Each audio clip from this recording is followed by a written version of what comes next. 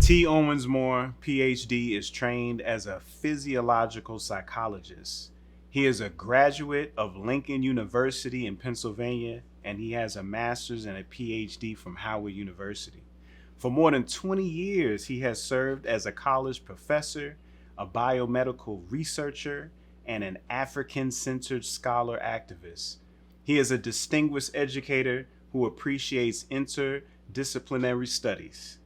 He has served as an assistant professor at Morehouse College in Atlanta, Georgia, and an associate professor and chairperson of the Department of Psychology at Clark Atlanta University, and professor and chair of the Department of Psychology at Fayetteville State University in North Carolina.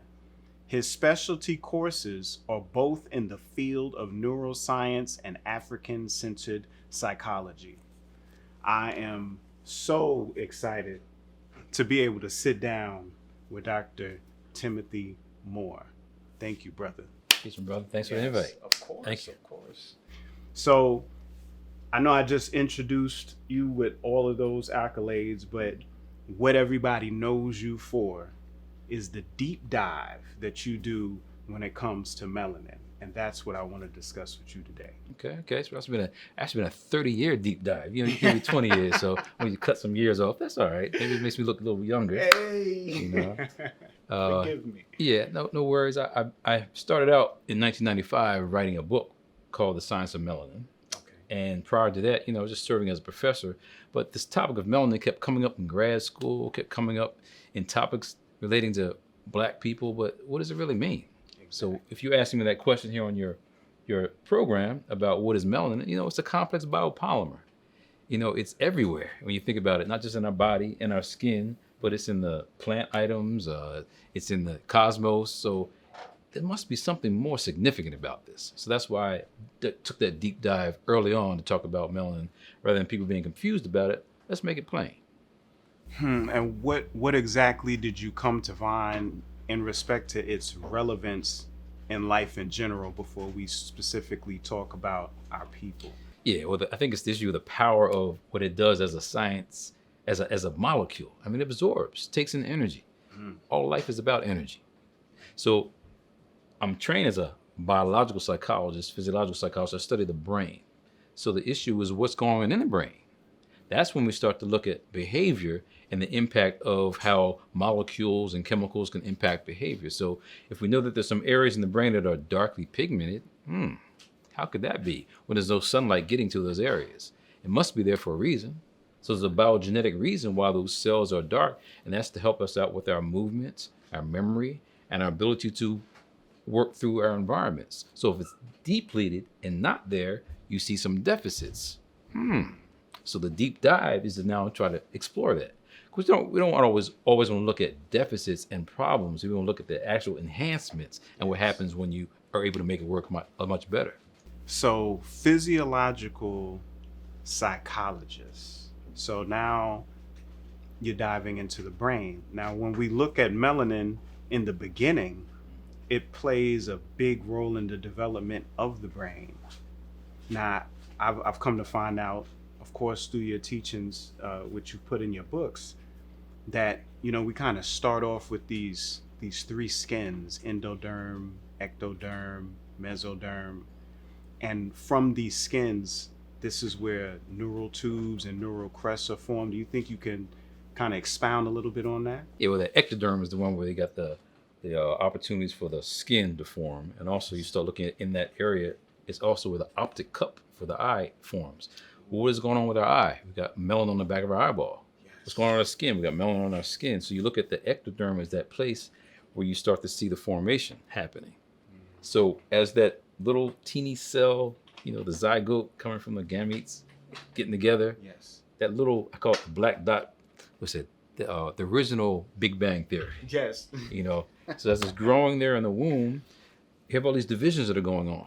And the reality is, if there's a problem with the melanin and its formation, you can have neural tube defects, spinal bifida, problems with the development of the nervous system, which means you're going to have a problem with the organism. So from the very earliest stages of development, without it being there in the biology, you're gonna have problems with development. Now, you spoke on the zygote, which is a byproduct of the unification of the sperm and egg coming together. What I've always noticed in studying biology is the fact that no matter how advanced technology gets, scientists have never been able to see what happens during the stage of fertilization. And that has to deal with melanin being in the outer layer.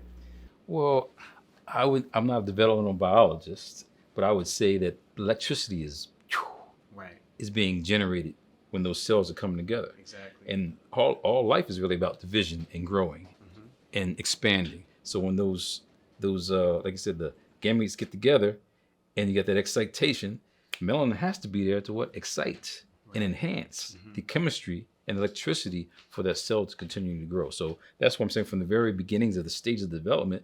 If you look at even inside of passion fruit, black seeds. Yes. You got the banana, cut that in the middle, little black seeds. That's right. So I think papaya, little black seeds in there. Yes, so sour sop, all of them. Right? peach, all of them. So that blackness in the very beginning is important for the cells to grow in the right way. And I feel that the reason why you're not able to see what's happening inside that fertilization process is because they even talk in quantum mechanics. They say when you observe a thing, it changes. So it's like perhaps we're not supposed to see it, so that can be at least one thing that keeps constant because it's such an important factor. Yeah. So developmentally, like I said, in the womb, there are a whole lot of things that happen that we can't see. So that's why one of my books I have called Why Darkness Matters. And I like the term and the topic of in the darkness is where you see the light. Yes. So that's what's happening within the womb. I don't have a womb, so without a question, but as the development is going on inside that woman that is able to birth and give the essence of life, it's coming out of darkness. So we can't look at darkness as bad. And that's the other reason why we focused on melanin. And I talk about it because people think blackness is bad or dark skin or, color is bad. And therefore people start getting caught up and trying to change their features because they're scared of what other people say about blackness as bad. And it's not.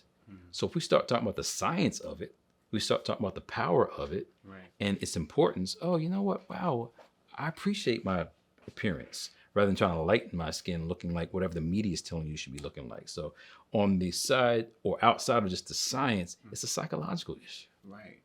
People have made it look like it's something bad, and the same people who are trying to make it look like it's bad are out there trying to tan and look like you. That's reverse psychology. So a better and greater understanding of the physiological processes can aid in the healing psychologically. Yes, and for me, I'm, like I said, enamored at your biochemical knowledge base. I mean, you done flipped the script on me. You got me dressed like a brother in the hood, and here you are now like a professor, No. So I look at it like, for me, I say I'm incognito then. Hey. I have to tell everybody what I do because sometimes people are intimidated by that. And I appreciate the way you break it down scientifically for the common person to understand it. That's why they appreciate your products and they appreciate what you do. So I put in my book in 1995, chapter on science and technology and new things that are happening. So you've taken it to that level. I wrote in Pigment Power about new technology, and you're doing that. So I'm saying the research is there, data is there. Someone has to put it together so we can comprehend it. And I appreciate you taking it to the next step to kind of deal with these issues of not just the physiology, but again, how it can also impact our bodies. Wow, I receive all of that. Thank you. The only reason why I have the ability to do any of this is because, you laid the groundwork. Foundation is key. I didn't have to, no pun intended, search in the dark too much. You know what I mean? You kind of lit the way for a lot of us out here. And I'm just grateful to be able to bring you forward so more people can get a better understanding of how important melanin is. So okay, let's switch up a little bit as we dive further into the physiological side. So now we talked about some of the beginnings. Let's continue to talk about the beginnings. It's real interesting. After a couple divisions, they call it a marula, and marula means blackberry. So even though science refuses to give credit to melanin and all that it does, it constantly names things after darkness or after blackness over and over again. Even when you go in the brain, you find like Amun's horns and things like that. So if you don't find blackness, then you find cultural references to our history, you know. And I noticed that you speak a lot of the parallels between Kemet and our culture along with melanin. Did you want to expound on some of those? Well, the reality is, you say I laid the groundwork maybe for the contemporary times, Yes. but there's no way that I can, or we say that we are the creators and the builders and the only ones that ever knew. Right. We know that our ancient African ancestors were dissecting the brain because they what? Mummified bodies. They had canopic jars where they put in organs. So we know they were cutting up the body and seeing things. So when you actually slice the brain and look at it from the side, that's the sagittal section of the brain, you start to see images. You start to see exactly where that third eye image comes from. When you see the third eye, the eye of Haru, you see the images of like a long slant, and you see a little spot in the middle. That's really the thalamus, which is the dead center of the brain. And you see when you go down to this little bump, that's like the pons. So wow, here they are looking at that. And so they were studying this a long time ago. Right. So if you look at the tops of the pyramids, Yes. the capstones are black. The Ben stone, right? How to get it way up there, and why does it happen to be black? Because it's channeling that energy. So they understood these principles, in my opinion, way back then. It's a matter of how do we now dissect it to make it understandable today, to make it relevant to our lives. Right. I mean, I don't think they really had too much of a problem with the issue of blackness and lightness and color. They weren't into all that back then. They were just the people that lived in that land. They called themselves Kemites. So land of the blacks, they say, or not because the soil was black, but because the people were black. Exactly. If you go there today and you see how hot it is, you know darn well there couldn't be light-skinned people or melanin recessive people building that. It's too hot. No. You have to have something protecting you to keep you able to work in that kind of environment. So I believe they really understood the power of blackness way back then. We're now just trying to, let's say, regenerate it to make it relevant today because we've been told to hate ourselves. I mean, that self-hate is devastating. It is, but like you said, physiological psychologist. So we talking about the connection between the mind and the body. You know, you have to be able to see it. I know when people come to me and they're dealing with certain diseases and they need assistance. You know, before I tell them to take any herb or do anything, I ask them like, is this something that you feel you can do? Because if you don't know you can do it, then it doesn't matter what you take or what changes you make. You've already defeated yourself. Yeah, and the power in that is that you can make yourself sick. Yes. Just from thinking. That's right. So you can also make yourself well. So in that process, there are chemicals that are being generated. So I'm sure you know about it as a master biochemist.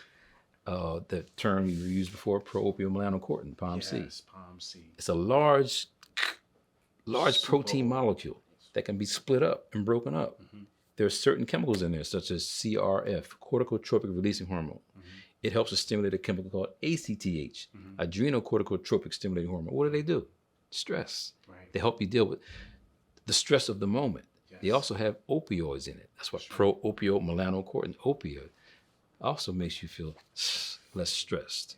But it's one of the chemicals that's cleaved in that large protein molecule. Right. And what's the other one? Melanocortin. Melano. Got blackness in there too? Something dealing with your skin? Yes. So as a powerful molecule, pro-opiomelanocortin can be cleaved to make these other small peptides that have impact on behavior. So now you can make those things generate in your body by having certain kind of thoughts. Because when people are stressed, they got a lot of cortisol being circulated. The cortisol can, get your body hyped, but too much of it can now lead to maybe depression. So that stress that we have in our constant daily lives, if you don't regulate that, you start to see why people get sick, or they certain have ailments and they can't understand why they're getting sick. So you got alpha MSH, beta MSH, gamma MSH, all melanating stimulating hormones. Right? And when you read the books, they say it has nothing to do with humans. Like alpha or beta melanocyte stimulating hormone in tadpoles, and may make them get darker or something like that. We got tadpoles though.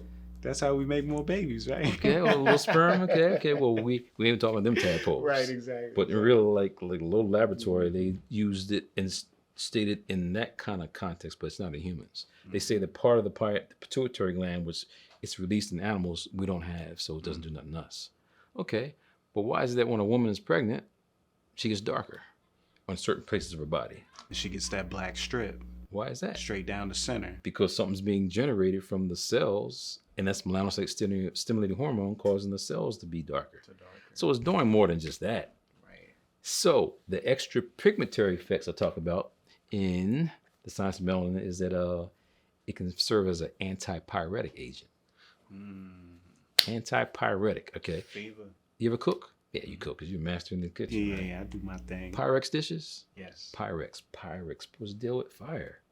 It's an antipyretic agent, so it lowers the intensity of the heat. That's right. So it is like a natural fever reducer. Exactly. Wow. You mean you don't have to take Tylenol or acetaminophen? Nah, you just something natural in your body. That's why fevers do have a role to play. To what? Get rid of that, Of course. that virus or that foreign agent in the body to heat it up. But your body has natural regulated mechanisms to ensure that it doesn't get too high. And that's that alpha melanocyte stimulating hormone, which you would think has nothing to do with skin. But it has to do with skin, behavior, a whole lot of things. I think you've talked about before because some of your products deal with digestion Right. and feeding. But a lot of those early like food suppressant drugs, some of them had these hormones. Inside of them, of course. Because that gut produces them, and that gut relates to the brain. Brain and gut go hand in hand. So now on the science side, they've tried to manipulate those to help out people with their food, their dietary issues. And it's interesting because when you put all our people together in a room, we generate lots and lots of heat. Okay. We deal with heat very, very well. We deal with spices. Anything that has to deal with the temperature rising, we always feel like we home right there. And I would assume it has something to do with those mechanisms being able to help us regulate. Yeah, that heat. that's a deep thought you have there, because you think about if we had some food items here on the table in this warm room, even though the air is flowing, but the food is being exposed, and you cut it, and now you start seeing it turn brown in a matter of seconds. Yes. That's melanin forming right there. That's right. So that brownness is helping out what? Preventing spoilage. Browning effect on avocados, bananas, apples. So it's serving a reason. Then you have the Maillard reaction on bread too, and I think they call those melanoids rather, that gives the bread that kind of brown crust. Oh, not talking about mold. You ain't talking about mold. No. But no, interestingly enough, you getting into mold now, we could get into fungus and fungi, and the only reason why Chernobyl has a whole wildlife sanctuary now is because of this fungi that produces large quantities of melanin. Was able to live and survive in that radiated environment. Yes, correct. Ate all that radiation, turned it into nutrients for the environment, and now the environment thrives, and there's animals living there. And it's so deep because when people have talked about melanin for the years, and you read the science journals, BBC articles, they say independent biologists have said that melanin can fight disease. So melanin helps out to keep foreign agents out. And they say possibly, all that stuff. And the word disease comes up because they're relating to black people. So they never talk about the enhancements and what it can really do.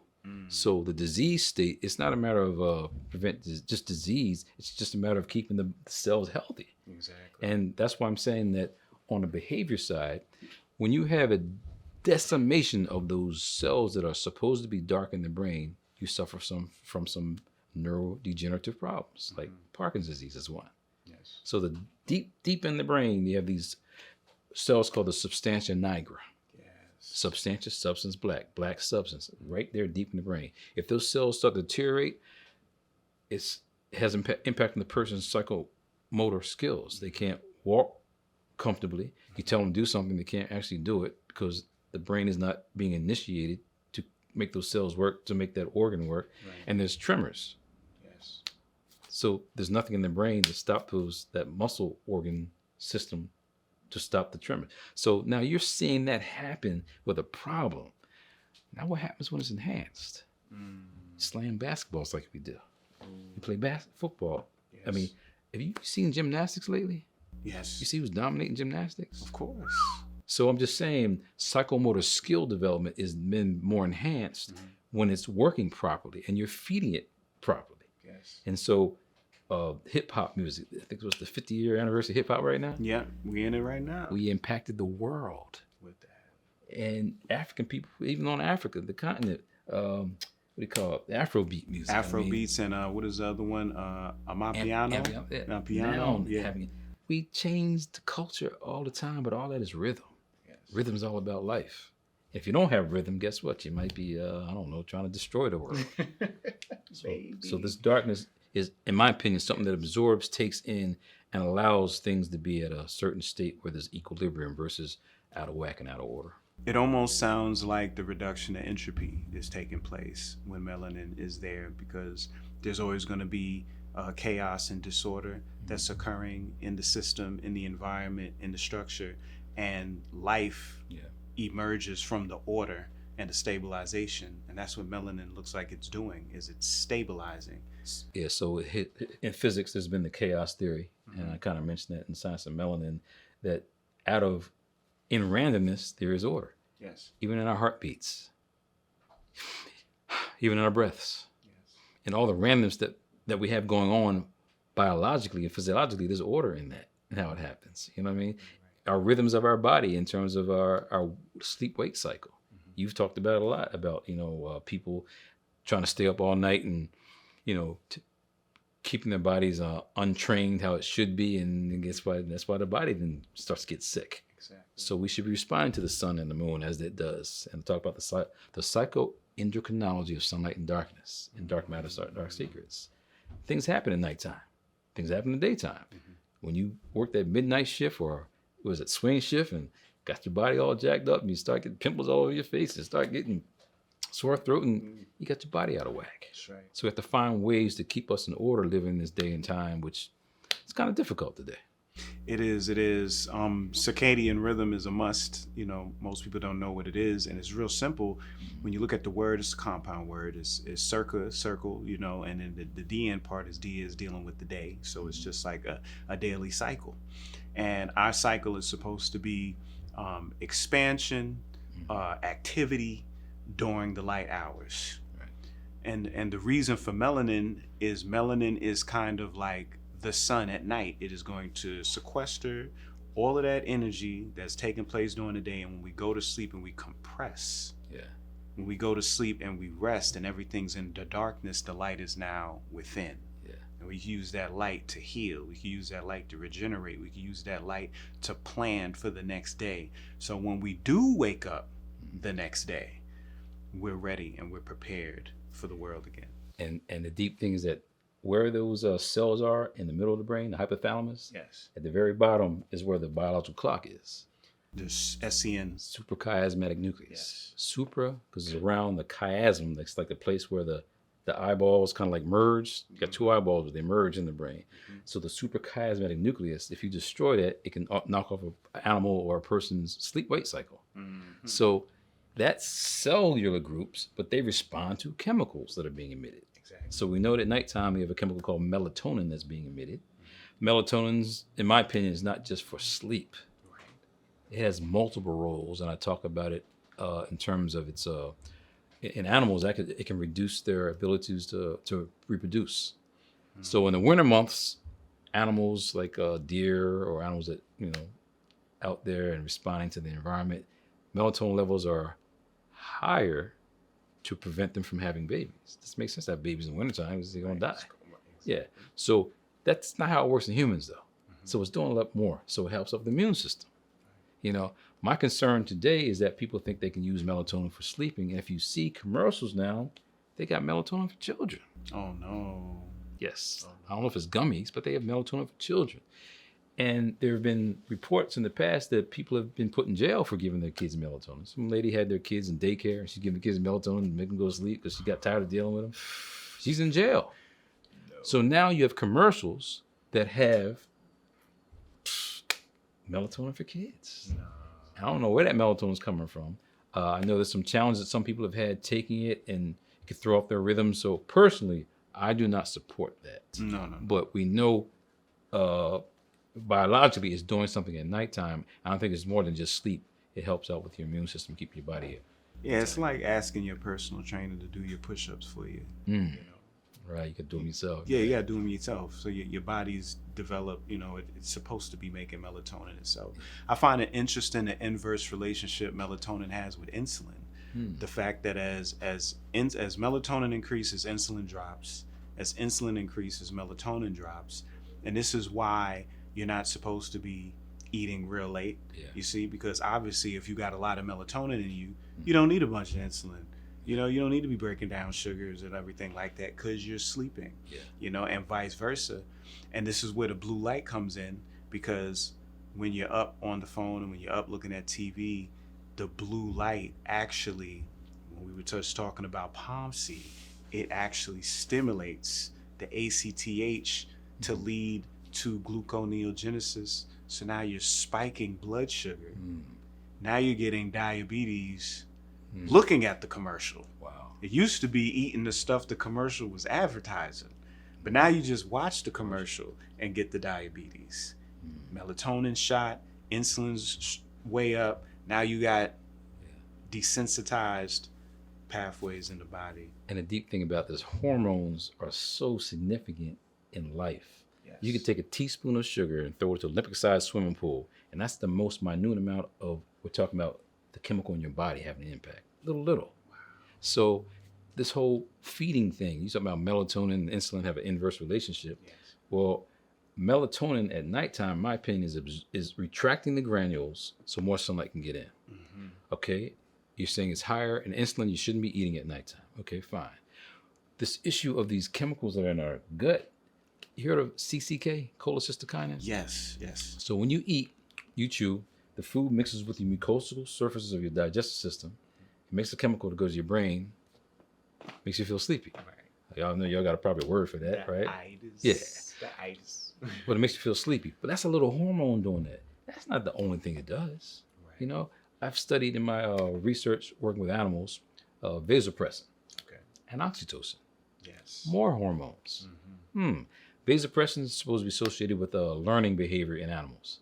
Oxytocin is associated with social behavior, social hormone. Well, they're also in humans. What was it doing in humans? Male and female. So the vasopressin in animals, it makes the animals actually like flank mark, like a rodent, a hamster. They're spontaneously aggressive animals, so they mark the territory. You put that in the brain, stimulate it, makes them flank mark. You put the oxytocin in, they're only different by 2 amino acids, those 2 chemicals. It makes the animals groom. So it's grooming what? So it can flank mark. It goes hand in hand.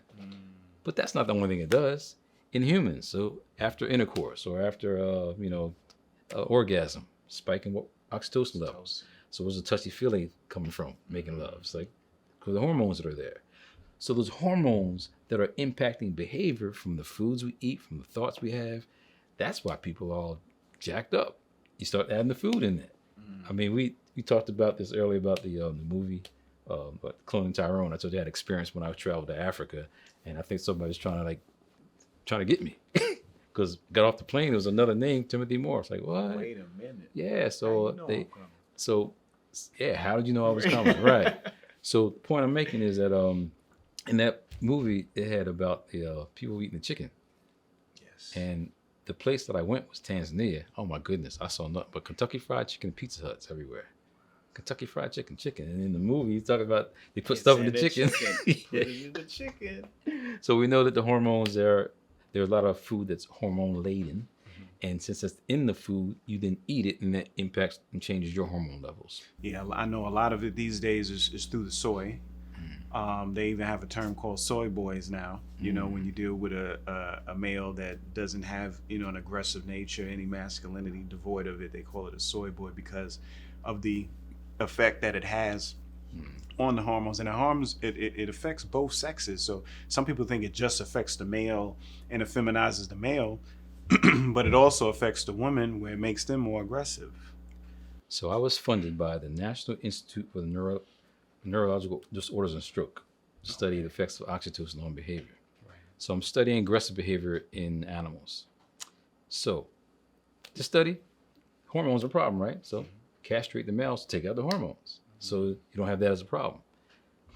So I'm sorry, but you don't like animal study? I'm sorry. I had to like lay the groundwork for doing the research. castration. Yeah, so you castrate the hamsters. There's no hormones. You got to find a way to scientifically investigate it, right? How do we know this product works? You got to make sure you know what's in the product, right? So the animals who were castrated were still aggressive.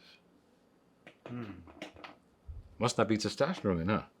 So went back to the drawing board and I published some articles on this.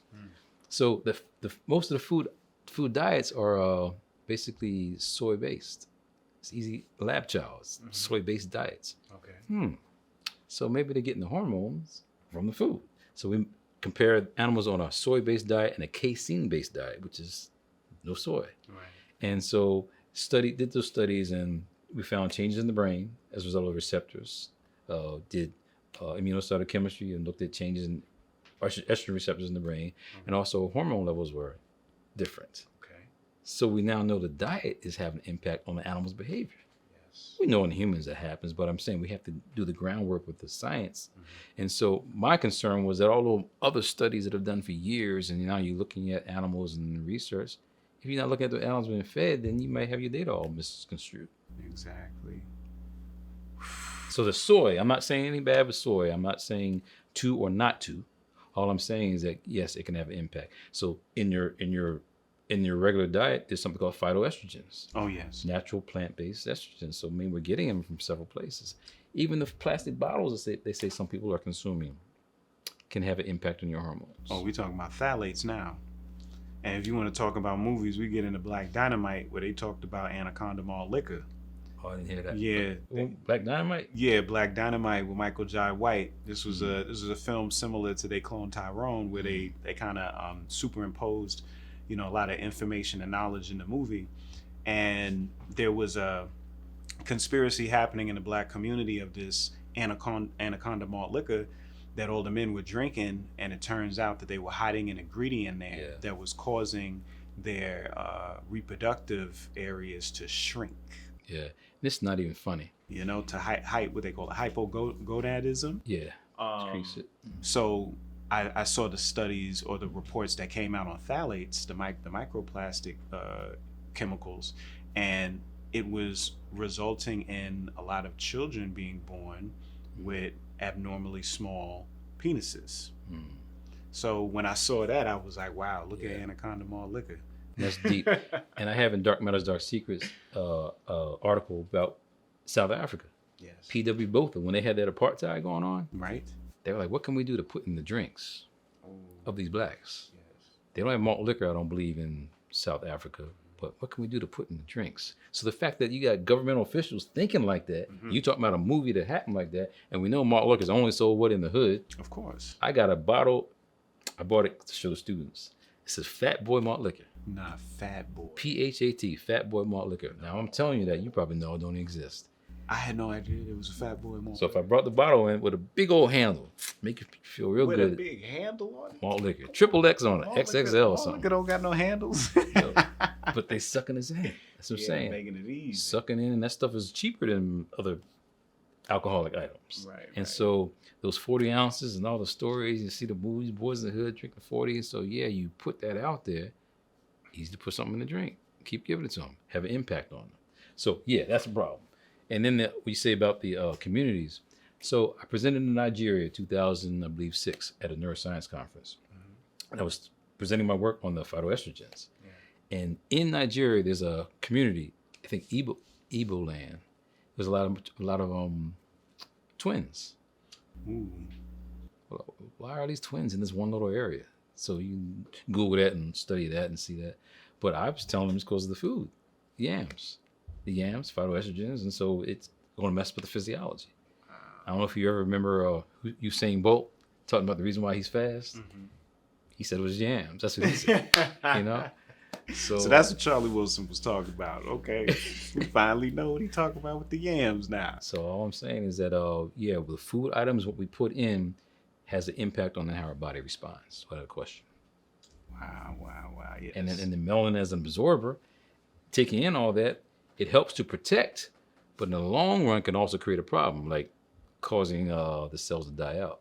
I was just about to ask you about that, just how melanin plays a role when it comes to chemicals and drugs. how that it has such an affinity for these alkaloids and certain chemicals, Right. and it could be a gift and it could be a curse. And that's why certain things are targeted at us, because of how melanin reacts to these chemicals specifically. Yeah, so basically chemical biological warfare is going on. I've done a presentation in the past on ethnic specific drugs and how they have an impact on people.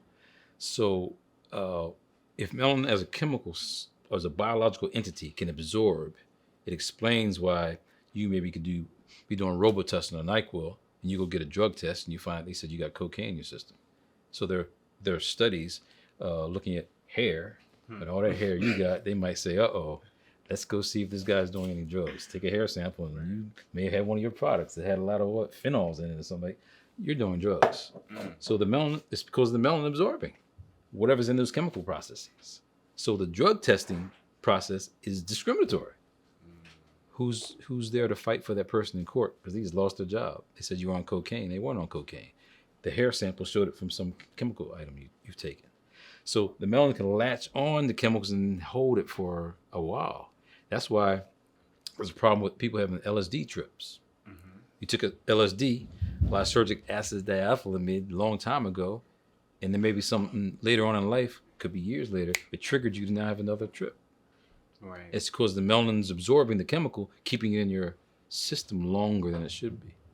So from marijuana to cocaine to any other chemical that is foreign, it may latch on and give a different feeling versus a person who is melanin recessive, not going to feel the same things. I don't think a lot of black people do, or melanin dominant people do, methamphetamine. No. It's different high. Yes. They do a lot of marijuana, different high. And it has a lot to do with the chemical composition of the body. Yeah, and we have an endocannabinoid system. Specifically, we have a nervous system that is designed to deal with cannabis, not necessarily externally, because we create all of these particular alkaloids, chemicals, terpenes, and things of that nature inside of our body. I know we make anandamide, the bliss molecule. We make that from arachidonic acid, as well as a host of other chemicals. So we're able to process these things inside. And if I'm not mistaken, if we take it back to the POMC, metcathinone, which is another component that's cleaved off POMC, that actually deals with our endocannabinoid system.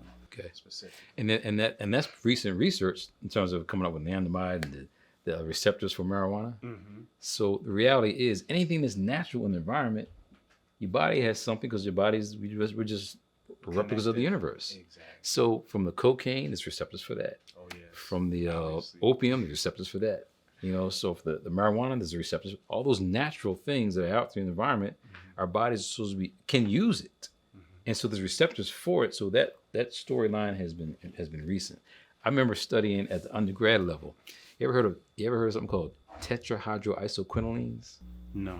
So if you took alcohol, Yes. mix it with dopamine, it makes these chemicals that are kind of related to almost like opioids. But tetrahydroisoquinolines, it creates a situation where the person is more higher than they should be. So that alcohol and the dopamine makes something.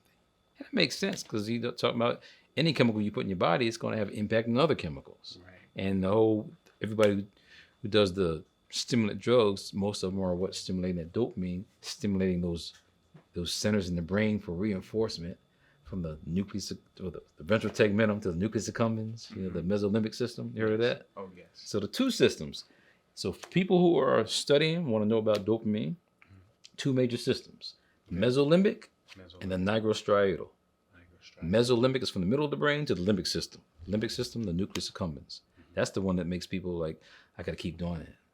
I got to keep doing that. That reinforcing effect. It could be donuts. It could be gambling. It could be sex. It could be that drug. But got to keep doing that. So something in your brain is doing it. Is that addictions? Yeah, absolutely. Making you keep doing it. The other one, the nigrostriatal, is the one for movement. So the other one is emotions. This one is for movement. So from the substantia nigra to the caudate nucleus, or striatum, another name for it. The point is that both of them are dopamine, but two different effects. One for what? Emotion. The other for what? Movement. Yeah. So chemicals that are being taken. I read a book by Wallace Terry called Bloods. It's an oral history of the Black Vietnam veterans. Okay. And he was talking about how the brothers were taking, like marijuana, things that calm them up, calm them down. The white people were taking like amphetamine, things that rev them up. Same experience, but dealing with differently.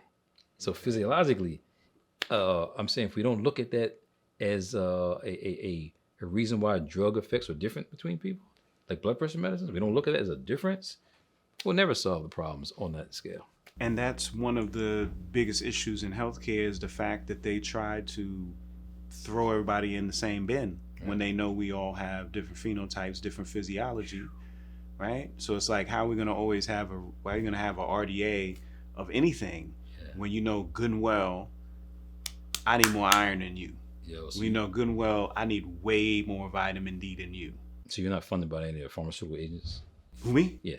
No. So we get in trouble saying something like that? Okay. I don't think so. Not today. So the whole perspective with this coronavirus that hit and how it works with this ACE2 inhibitor, how it so-called gets into your system. Let's back up for a No, second. we got to go forward.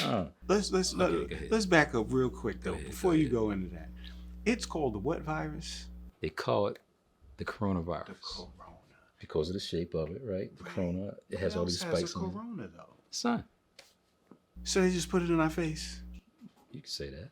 Please keep going. If you look at the virus itself, how it gets into your body is by this ACE2 receptor. Yes.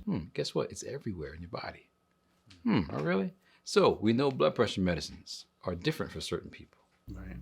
Black people don't do well with ACE2 inhibitors. Guess what? This virus gets in by that mechanism.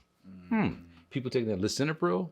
Oh, you go YouTube, people getting big old lips and swelling facial areas from taking that medicine. Right. So black people may do, or melanin dominant people may do better with calcium channel blockers or water pills, and not the ACE2 inhibitors. The point I'm making is that particular agent that was used to shut the system down, it attacked that system that is really all over the body. And then you now got black people taking these medicines that are advantageous for that chemical to get into the body. You see why black people are dying more than others. You constantly taking a medication that inhibits that particular receptor, and then now you have a particular protein that's coming into your body that affects that receptor. Is gonna, your body is usually gonna shut things down that are foreign, but in this case it's weak and it's been getting beat down for all these years because you've been taking this repetitious medication. Now there's no defense mechanism and it can find its way in. And people were so worried about, Africa's going to be decimated. African, because they don't have any medical, treatments.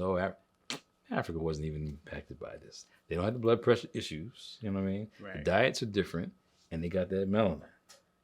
So I wrote an article with a brother named Niana Rasayan, published in the Journal of Social and Behavioral Health, dealing with the issue of melanin being a milieu that helps to fight diseases. Right. And so we broke that down scientifically, but the reality is, you saw it, Africa wasn't decimated. And this has a lot to do with the fact that when we are in the sun, right underneath our skin, in the subcutaneous fat, we have cholesterol.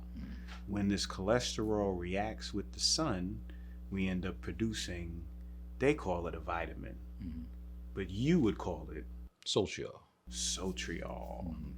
So that sun and the environment too, also I think is something to you look at with triggering things, because there's not a lot of technology in a lot of those places in Africa. Now, I've been to east, west, north, south. I've been all over Africa, and the technology is not as great. Kind of makes sense, because you think about these areas where technology has been great, you have a higher incidence of this dying from this particular agent that's out there.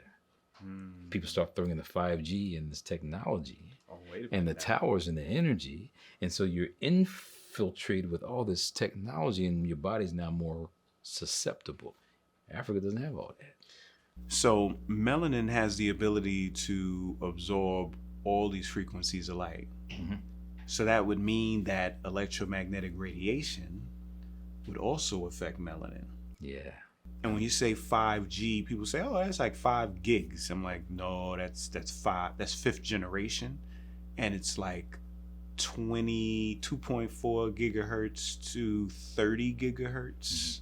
We're talking billions of cycles per second, which is a lot of waving going on. And over that time period where everybody was at home, you go back to work, you look at all these All towers. the towers just pop on up. They have to have a lot of them to make it work faster. Yes. You know, so your toaster can go on by pushing the button. I mean, so you can now drive your car and not drive your car. You could just say Siri, turn it on. So that technology, I believe, is also having impact on people's health. Of course. So we're being geoengineered, and that's having impact. So you mentioned the cholesterol. You're right. Cholesterol from the very beginning is important for making those hormones we just talked about earlier. Without the cholesterol, you don't have those hormones. So cholesterol is not bad. No. You got your good and bad. You got your HDLs and your HDLs and LDLs. I mean, there's differences, but the reality is cholesterol is a needed substance. And you think about the changes in the body that happen. Like people talk about when we go to they clone Tyrone. Yes. And we talk about in the hair products too. Mm-hmm. And so a lot of black women, you know, when they were growing up, mom used the eggs and the mayonnaise and put it in their hair, and that's cholesterol. That's hormones. You start seeing people getting bigger than they normally should be because of those added substances that are being put in the body. When you think about your scalp, things can get into your scalp. Of course. You know, when people do Head and Shoulders and all those Selsun Blue and those aluminum-lated shampoos, that stuff seeps into your body. And I hear that a lot of coroners, after they look at corpses, they see these black layers and all this gook of the chemicals after all these years that have got collected and trapped. Hair processing and all that. Yeah. It's dangerous, like I said, in terms of we don't really pay attention to these external sources that then get into the body and then wreak havoc. You don't die of natural causes. You just die of poisoning over time. Right, because the body's designed to keep going. It gets aged. It suffers from senescence. It suffers from toxicity. And as long as we prevent that toxicity, cleanse the toxicity, keep on providing the electricity and light, then the body keeps functioning. Because we sitting right here talking, we looking at you. They say black don't crack. And you a testament to that. Right. And so and one of the advantages we say of melanin is an antioxidant, right? Neutralizes toxic substances. Now let's unpack that real quick. I came up with an interesting take on antioxidants. So antioxidants, you use those for free radicals, right? Yes. I said people were like, what is a free radical? Can you explain that? I said, yeah, free radicals is Debo. Okay. From Friday. Snatching grandmama's chain. Okay. All right. Making it real. Okay. You know what I'm saying? Rolling around the neighborhood, creaking on that little bike. Taking just snatching grandmama's chain. Okay. And whenever you're able to give some stability to a free radical, which I guess would be Craig hitting him upside the head with that brick, you know what I'm saying? And you stabilize it, then it's not going to go around trying to salvage and take and steal from everything else, destroying all the processes of the body. Right. So you are the movie expert, so I see how you're making that connection in terms of wreaking havoc. But that's the reality of what free radicals are in nature. They are destroying the cells because they're trying to find an extra electron to latch on to. As it's doing it, keeps destroying cells. So the melanin serves to reduce those free radicals, diminish that damage, keeping the cells looking young and healthy. Not just externally, but also internally. So that's why when we say melanin serves as a biological enhancer, it's not just absorbing energy, it's also keeping the body fit to not allow pollution and toxicity to destroy it. Now the thing is, if we had a whiteboard here and a black eraser with black ink and a whiteboard, and I'm erasing it and I keep erasing it, over time that eraser is no longer going to work as well anymore because all that toxicity from the ink has gotten on it. So it worked really good early on, but you keep using it over and over, it's absorbed so much toxicity that now it's not working right. That's the same thing in the brain. So over time, again, we're living. So with the light shining in the environment, dust is everywhere. On all that dust is also viruses, particles. But as that pollution gets into your body, you're ingesting that. Where's it going? The early studies on Alzheimer's talked about the front of the brain, the frontal lobes, are where you saw a lot of damage. In the basal area, right here in the front. Olfactory. Kind of makes sense. Smell. And people talked about with aluminum deposits. Early on were like a lot of aluminum deposits in the nasal area. Kind of makes sense because you're breathing that stuff in. Exactly. And so as it destroys those cells and then start having those memory problems. The Parkinson's is a little bit different because it's not like you're sniffing it in. Right. You could be ingesting it and then it now latches on and stays in the brain. You see in the commercials right now about paraquat, herbicide. Yes. Looks just like something that can be destroying those cells in the substantia nigra. Because all those paraquat commercials about if you think you have this, the commercials at the very end. So if you think you have this, you can sign up for a Parkinson's disease study or something like that. But it's because the chemicals have been latched on in that brain, and now over time it was protecting, but it's got so Now much in it's there. compromising. Yeah. And you're suffering pallor. It starts to get pale. You start losing all of the melanated sensors. And there's 12 nuclei that go up the brain stem and into the brain. Yeah. And there's these rich melanin, and it's because we talked about the substantia nigra, and that's black substance. Then you got the locus ceruleus, right? You got the blue spot, but then you have these 12 centers. Yeah, they all have different names, and that's why when we talk about ancient times, amenta means what? The underworld. Yeah. So that's the amenta nerve tract. So these black dots that are leading up into the rest of the brain, they each have a role to play in certain forms of behavior. Even if you think about the cells that are in the brain going up, the reticular formation, Yes. reticular activating system. I mean, it's all to keep the body alert. There's also the raphe system to keep you up, to make you go to sleep. So all these chemicals have to be released. Yes. So the blue dot or locus ceruleus releases norepinephrine. The substantia nigra releases what? Dopamine. So those areas, if they're then not working right, those hormones aren't released. Guess what? The brain's not receiving the neurotransmitters, and therefore you're not thinking properly. Behavioral problems. Right. So the amenta nerve tract is what they talked about way in the past, ancient times. Dr. King may his soul rest in peace, was one of the kind of originators to talk about the black dot, the black seed, the archetype of humanity. So he talked about the amenta nerve tract a long time ago, but that's what those black dots are. And it's interesting because we start off as children in our development with black dots, connecting the dots. That's how we formulate our first images. Once we connect the dots, the next part is to fill it in with color. This is how we're able to establish order out of something that isn't visually stable yet. And then we add the colors to kind of create more of a defined and rich picture. So that's exactly what we're doing today, is connecting the dots. And what we have to continue doing is to connect the dots. Absolutely. And that's why it's powerful for me, because in the classroom, that's what I try to do with the students, because you're going to have a class, you're going to have another class. Do you remember me saying that? Oh, yeah, right. We're trying to connect the dots so you now understand, because you can't get it in one class. You can't get it in one semester. It takes time to kind of connect things. I never met you. You never met me. No. So I've seen your work. You've seen my work. We're on parallel universes, doing the same things, different ways. Exactly. So that reality of now, how do you connect that? Guess what? You can blast off to another consciousness. Exactly. So that's what we're doing here. I mean, I'm honored to be in the midst of, again, you taking this to another level with your family and your tradition and your skill set. I mean, you could teach in a couple other biochemistry classes in a university, as far as I feel, in terms of what I've seen you present. So with us connecting the dots, hopefully the audience will understand a little bit better that they got to get to work. Not just for us telling them. You got to start applying what we're teaching so you can raise your consciousness. Oh yeah, you got to get up, get out, and get something, So speaking of connecting the dots, we had a young sister here that spoke here at Black Dot not too long ago. We were just talking about it. You said that she did an amazing job with her presentation. Yes. And because she represents the youth, I wanted to ask, okay, what would you like to ask Dr. Moore if you had an opportunity? So she gave me the questions. So I want to make sure I get her questions to you. So our first question was, since melanin and spirit are connected, according to your research, as an individual begins to elevate themselves to a higher consciousness by elevating where they are metaphysically as far as the chakras and increasing their spiritual awareness, would their melanin begin to shift and evolve as well?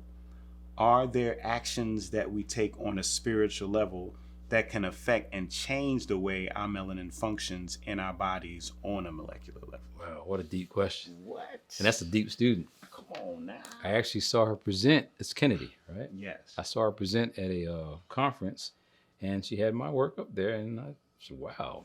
You know, sometimes you think of people being dead when they start talking about the work on the video. You know? It's like, I know. I'm still alive, you know? Now. Yeah, so I mean, that's a pretty deep question to about I guess the physical, metaphysical question, really. So does our melanin change? Does it evolve? I think, is there an enhancement involved in this process? Yeah, I think it has a result to do with consciousness. Since consciousness can change, yes, the melanin can change. Is melanin consciousness? That's the great question. Because where is consciousness? Because when we just talk about vibing, sometimes you can just feel something. Right. What is that you're feeling? It's a vibration. We just call it vibes. But where is it coming from? Exactly. And where do you feel it? Is it just in the skin? Is it something with aroma? It's all that, because there's aromatherapy, right? So you say, does it change? I say yes, because you think about the food items. We don't eat the same foods we ate when we were living on this planet. We were brought here. Brought here and given something. So it's changed our what? Consciousness. So yes, I think that the environment and what we see in terms of media and what we're being fed, because you can be fed a consciousness by the radio. You can be fed consciousness by the television, someone telling you a vision, right? So all that then impacts, in my opinion, yes, how your melanin can function. So many people are disconnected from their themselves and their history because they don't know themselves, because someone else is telling you what to think. You know, that's why when you watch The Matrix, one of the scenes where Neo's coming out the pods, unplugged himself, it says, man, Morpheus, my eyes hurt. Yeah. Because you never used them before. So yeah, I think that melanin can change, but it's not like the content's changing. It's the way that it's operating to absorb energy. Right. I mean, personally, I can't deal with commercial radio anymore, which means I don't deal with commercial TV, which means I watch sports. I mean, I like sports. I mean, but turn the TV down when it's commercials coming. Radio, independent radio. WRFG, you're in Atlanta, WRFG, 89.3. Of course. I work at Clark Atlanta University, 91.9, WCLK. So you put the independent radio stations. That's the jazz station, right? Yeah. So I'm just saying, put our money where there's like not marketing. And so in the marketing, it's all about, as we live this day and age that we're dealing with today, the medical, pharmaceutical, industrial complex. And you know, from the TV and the radio commercials, they got this drug, and at the very end, they say real fast, your ears might fall off, your hair might fall off, and your feet might gonna come. They say all that real fast that there's gonna be yeah. So I'm saying that environment feeds your consciousness in a wrong way. But if you start listening to certain kinds of music, I think trap music really is a trap. I mean, they say what it is flat out off the rip, right? Got you stuck. Yeah. We don't listen to jazz anymore. People don't play, real instruments anymore. That's why one of my favorite hip hop groups is Roots, because they play with the band. Black Thought. You looking like Questlove right there with the fro, you know? Come on now. So for me, I'm just saying consciousness certainly can be altered by what you're being fed. Yes. When you're being fed something, I think it then changes your melanin. Not so much on a biological level, but on the way it receives information. Because we are all receiving information all around us. Yes. Cell phones. I mean, I never talk on the cell phone with it by my head. It's energy. Of course. Get a headache. You already feel it. You know it. So that's changing something, right? So yeah, physically, there could be some changes, but the way the question's asked, I think we need to start looking at this issue of soul studies. Soul studies. Yeah, I mean, what is the soul? Our ancient African ancestors talked about 7 divisions of the soul. We just say soul. They had 7 divisions. So, personally, she did come to my presentation where I talked about changing the term of melanin to kabafa. Kabafa, when we're dealing with these terms, dealing with spirituality and people connecting. Not so much the biology of eumelanin, pheomelanin, or neuromelanin, but the term of how spirit is related to all this. So what does kabafa mean? Kabafa is the first division of the soul. Ka. Yes. There's 7 divisions. Ka, Ba, Kaba, Se, Puta, Atmu. So 7 divisions. Ka is the symbol of the body. Yes. 2 hands raised. The Surrender. melanocyte. Yeah, so Right? that's the cellular Ka, right. So in ancient Middle Nature, it's looked at as 2 hands raised. That's Ka, the body. The second was Ba. Breath. The human-headed bird.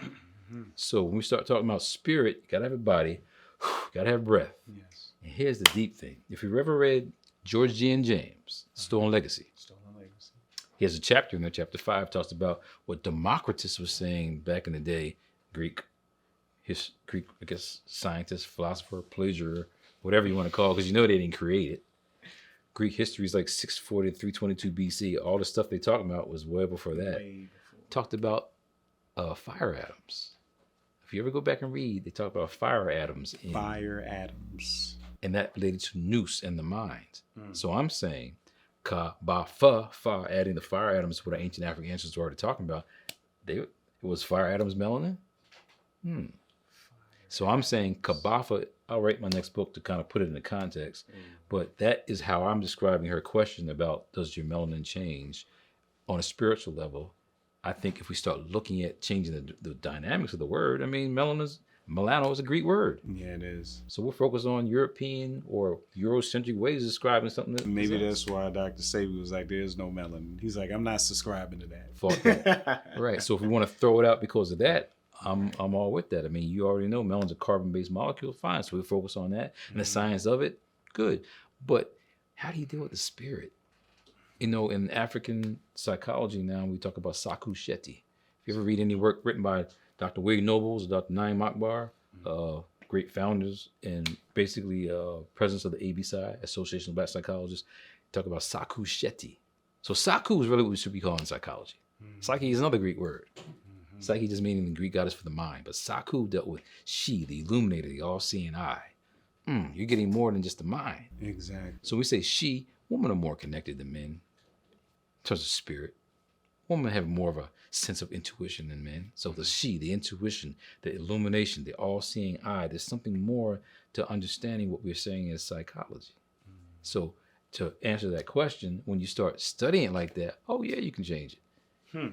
So many people are disconnected from the history right now that they wouldn't even be able to conceptualize it. But once you change that melanin maybe, and then understand your blackness, or the concepts related to absorption, you now what absorbing it better. All right, so we got the second question here.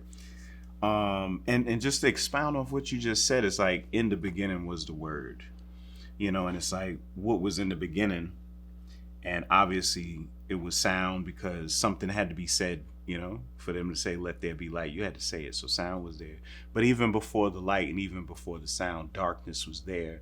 So in the spirit, in the metaphysics, in the meditation, you're going to have a common denominator in all of those, and that's going to be the darkness, because that's what you see when you close your eyes. That's when you see what you see when you're still, you know. So melanin is not just the polymer, but it's the darkness. It's just that we have the darkness alive in us. I have recently heard the term neuromelanated beings being referenced on social media platforms by conscious Black creators when referring to melanin instead of just melanin as a whole. In your book, Dark Matter, Dark Secrets, you describe neuromelanin as being distinctly different from melanin, but also being found in the brain. Should we look at our neuromelanin as a separate aspect than the melanin that resides in our skin and other organs? Since we're wrapping up, a quick response to that is yes. Because the brain has nothing to do with the skin ain't nothing to the brain, but they are all connected. So when we say nothing to do with, we're saying that skin is a different entity. It's actually the largest entity in the body, largest organ in the body. Right. But it's not the brain. It's not The brain is the most elaborately constructed entity in the universe, but it's not the skin, but it's all connected. So we have to start defining what makes behavior. So the neuromelanated beings, everybody has neuromelanin. Even albinos have neuromelanin. But it's not working right in some people for it to be able to break dance and move in this 50-year anniversary of hip hop. You know what I mean? So there's a whole creation that happens from what we do. And that's why I say I focus on us being endarkened. As we're being endarkened, not enlightened, guess what? We're able to understand this much better. Endarkenment? Yeah, forget the enlightenment. That's why we're all jacked up. Don't know anything. Endarkenment. Enlightened, you've been enlightened, but you don't know about your own history, so we have to endarken ourselves in that. What are your thoughts on the term carbon-based beings? Carbon-based beings? Well, we are. I mean, it's what melanin is. So if we want to start defining things, redefining things, I think we're in a better position rather than using Greek terms to define who we really are. All right, this is her last question right here. Do you think, with an increase of our black youth focusing on studying melanin, that with the continuation of those studies and further pursuing that research as they reach higher academic levels, that we can begin to create treatments with a specific focus on melanin and create technologies that would enhance melanin in certain areas, cure and prevent certain neurological and physiological diseases, and create various surgical techniques with a specific focus on melanin? And if so, should we? With such an increased focus on melanin by Europeans studying melanin, dangerous for our people to do on a high scale. For example, high-level academic institutions and publishing research papers at labs working on melanin research in labs. Yeah, I think she just kind of put all that together. So I think what she's trying to say is, should we be studying melanin in order to create better healing modalities, regeneration protocols for ourselves, since Europeans do so much, put so much energy in studying Yes, as well? and it's only going to happen until we put the information out there. and the technology for people to know. If we don't do that, there's no base. Right. So right now, I appreciate Kennedy's with her energy and level as she then goes on to grad school. She goes on to get her degree to now use what we're having as a baseline to now create those products or create that particular line of information that we need. Right now, has to start somewhere. I think what we're doing right here is connecting the dots to now. It's time for someone else to color it in. Right, so the next generation will be coloring it in. So without a question, what she's saying is what we need, but she's not going to be able to do it without having the right information. That's up to us. And one of the greatest ways to start doing that now is, if you're talking about melanin, we're talking about color, we're talking about pigments. Pigments already exist in our environment. So when you start incorporating pigments into your diet, you start consuming these pigments, then you can utilize all of these light-based molecules in order to better your situation. And we find those in the berries with the anthocyanins. You find that in the prickly pear with the betalains. You find that with melanin being in chaga mushrooms, in dates, as well as in watermelon seeds. Right. We love watermelon. Obviously, it knows how to utilize water in there. And then we have things like sea moss that have all of their dark pigments in there as well. So, being able to just stay connected with nature, then we can process light efficiently as long as we stay connected. So nature's critical. Get off that laptop, that iPad, that computer, back to nature. Kids ain't even outside anymore. So it has to start somewhere. But as long as we're guiding them, I think we got a chance to win.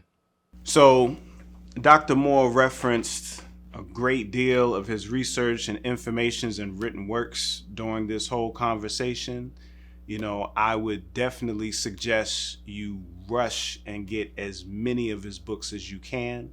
I'm going to let him touch on each one of these titles that we have here so you can see what they're about and what their titles are. We'll start off with his most recent work, which is called Pigment Power: Topics on Melanin in Science and Health. Yeah, so I wrote that in 2020, right before the pandemic was really going on. I added that chapter called A Pigment Power Defense System to kind of put that out. But I was trying to explain the importance of this, not just black power, but pigment power. So the whole dynamic we just said about food items and what we need to be able to appreciate what we're putting in our bodies. And I talked about Rhythm Nation, I talked about how, all these things that are going on in our environment, politics. We did have a black president, but was it really a black president? All those things like pigment politics is out there. So kind of dealt with that in Pigment Power. And you can't forget one of the most powerful chapters you got in here, Penis Power. Okay. Brothers need to know about that chapter. Yeah. They can learn a few things. You got some beats in here somewhere? So beats are something that can be used for basically stimulating your cardiovascular system. Not so much cardiovascular, your nervous system. Okay. And give you energy. And so when you hear all the commercials about beet powder and beets, they really have a powerful impact. And the point is that they're pigmented. Mm-hmm. Any food items with pigments are powerful. So in that chapter, we're just emphasizing the fact that beets are very important for stimulating your nervous system. Right, because usually when people are talking about libido and they're talking about erectile dysfunction, it always comes from the perspective of the blood flow and the cardiovascular system. But you're actually addressing the nervous system aspect of it all. Powerful, powerful. All right, so we got Clue Seeker, a journey back through time to search for an identity. That's ironic. We was just talking about that, right? A journey back through time to search for an identity. Yeah, the number 13 to me is a significant number because every time I saw this 13, things started happening. It's like it made me pay attention. So I started seeking clues. And then, so every time I see that 13 or something with 13 in there, things were happening in my life. So I broke it down and wrote down as I was traveling through the world. Like I went to Portugal and I'm there hanging with some scientists that I knew from the area and they didn't see me. So I was like, I'm Ghost Man now. Here in the place that I work, you know me, but some foreign land, I'm like, you don't even see me.